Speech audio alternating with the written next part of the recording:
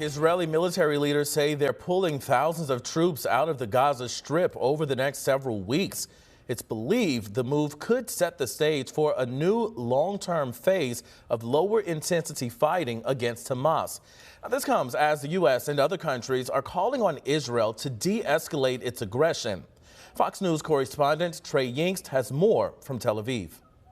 Fighting continues in central and southern Gaza as Israel's army says thousands of troops are set to withdraw from the area over the coming weeks. The move could signal the next phase of the war as the intense air and ground offensive continues. Israeli forces previously laying out plans for a low-intensity campaign as they continue to seek out Hamas strongholds.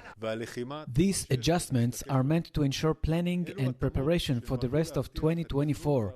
The IDF must plan ahead with the understanding that we will be required to more missions and the continuation of the fighting all throughout this year. The IDF releasing new video Tuesday showing a targeted raid in the Gaza Strip in which Hamas militants were killed. Forces securing control of terror infrastructure embedded inside the residence of Hamas's brigade commander. Weapons were uncovered and tunnel shafts were destroyed. Meanwhile, Israel continues to face growing international pressure to scale back their current offensive, which has seen the deaths of more than 20,000 Palestinians, according to the Hamas-run Palestinian Health Ministry. Israeli Prime Minister Benjamin Netanyahu standing firm, saying his country will press on with their fight until they destroy Hamas. My policy is clear. We continue to fight until the elimination of Hamas and the release of all our hostages. As Prime Minister, I rejected the international pressure to stop the fighting. U.S. Secretary of State Antony Blinken, who is scheduled to visit the region this week, is urging Israel to do what they can to limit civilian casualties. In Tel Aviv, Trey Yingst, WFXR News. Evan? Trey, thanks.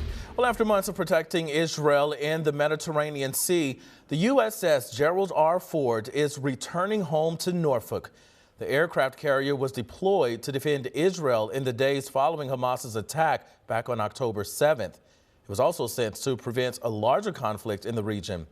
The Ford will be replaced by the USS Bataan and its accompanying warships. That's the kind of the premier sign of American power is a carrier strike group, which is essentially you can place, the sixth largest air force in the world, which is a carrier strike group off the coast of pretty much anywhere on the planet.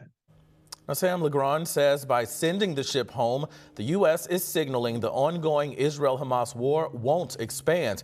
However, the Navy says USS Dwight D. Eisenhower and several other ships are staying in the area.